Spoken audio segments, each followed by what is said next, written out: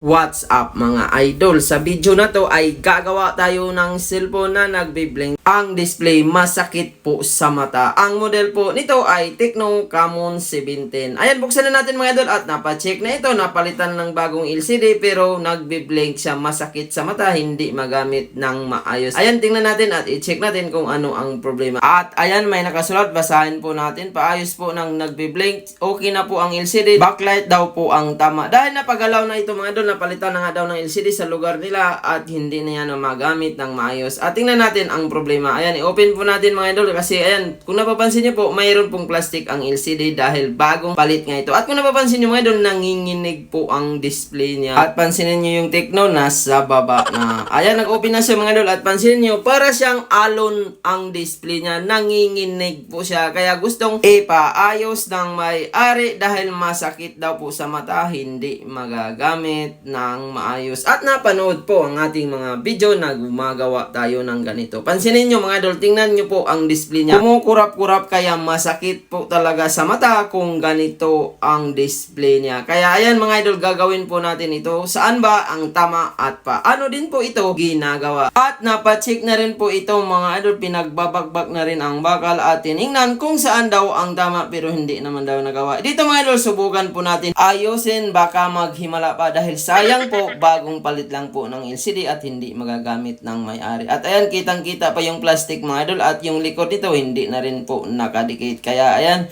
baklasin po natin. So yun po yung takip niya mga idol, ang dami pong dikit. Tanggalin natin lahat ng screw at mag-shoutout muna tayo rito. Ayan lahat. At sa lahat po ng ating viewers na nanonood ngayon, shoutout po sa inyong lahat. At sa gusto pong magpa-shoutout, comment po kayo sa video. At ayan, angat natin yung back case. At dito mga idol, pansinin nyo po, pag angat pa lang natin ang back case, wala na po yung mga shed or bakal. Sinik na po ito mga idol at sinubukan siguro gawin. Hindi po mahanap ang sira. Kaya ayan, yan po yung gagawin natin, baka matsambahan pa natin. Disclaimer lang po, hindi po lahat ng nagagalaw na ay nagagawa. Dito mga idol, susubukan lang po natin sa makakaya natin kung magawa pa ba natin. At kinapa ko agad banda sa backlight portion at nag-iinit talaga siya mga idol. Kaya yun po yung cause kung bakit po siya nagbi-blink. Meron pong short na pyesa. Madalas nito kung nababagsak ng malakas mga idol at pinalitan ng LCD, madalas siya nagbi-blink siya. Ayan, pansinin niyo mga idol. I-off ko muna mga idol para madali natin masolusyonan at tanggalin natin yung battery, antenna, mga flex. At hindi ko na po ito tinisting pala ng LCD dahil bago na po ang LCD nito. Pati po yung ilalim mga idol, ayan, pati yung mga shed, pinagbabakbak na. At tanggalin natin yung camera dahil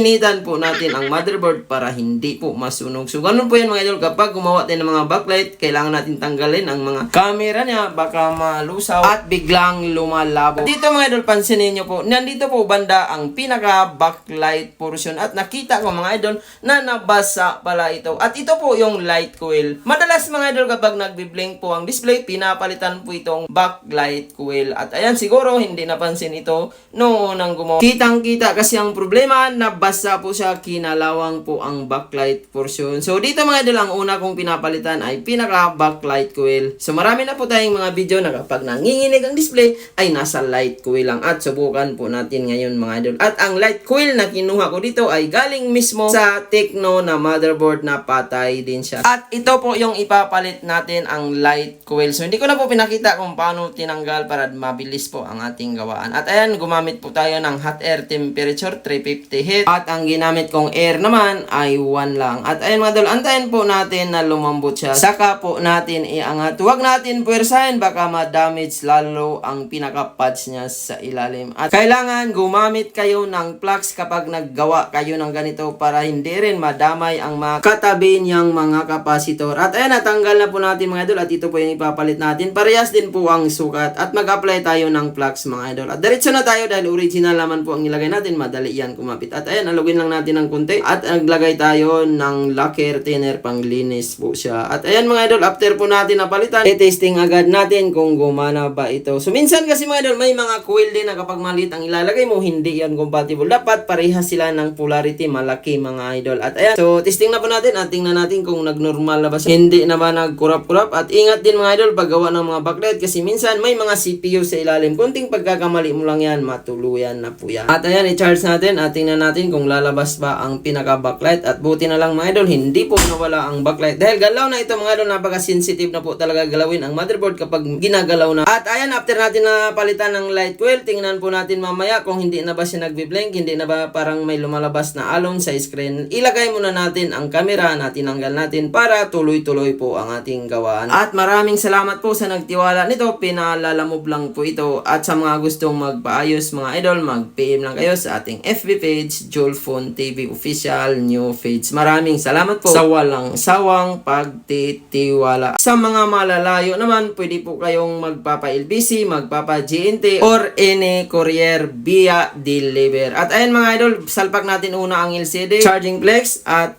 huli na ang battery at ilagay natin yung antenna. Huwag niyong kalimutan dahil signal po yan. At ayan, bati yung back case. At ayan, unahin natin ang fingerprint at tingnan natin mga idol. Grabe. So napaka-sensitive na rin ang board kapag marami ng galaw. Kaya mas maganda mga idol kung walang galaw, mas malaki ang chance po na maayos. At ayan, i-fit muna natin mga idol. Kapag ilang beses na rin talaga mabubuksan, minsan bukol-bukol na ang ilalim dahil marami na pong double-sided tape or mga pandikit na nasa takip. Kaya ayan mga idol, charge muna natin. At tingnan natin kung nawalan ba ng ilaw or display. So, ingat-ingat mga idol kasi minsan kapag marami ng galaw ang motherboard, minsan kunting pagkakamali mo yan, pwedeng matuluyan sa'yo at masisipa sa inyo. At ayan, balik natin lahat ng screw. Imbes kumita ka, pwede kang mag-abuno. Kaya sa pagre-repair talaga mga idol, lakasan lang po ng loob. Huwag matakot makasira dahil normal lang po ang makasira. Huwag lang araw-araw. Imbes kumita ka, mapunta lang sa abuno. Kaya ayan, mag-apply tayo ng double-sided tape sa likod. Hindi na po ako gumamit ng T7000 dahil napakarami na pong dikit at ang hirap na po niyang tanggalin dahil nakailang baklas na po siguro ito. At ayan, paikot po ang double-sided tape na nilagay ko. At next step, ayan, i-paint na po natin. So, painted din po ito kapag ganito mga idol sa mga Tecno ang double-sided tape. At i-on na natin mga idol at tingnan natin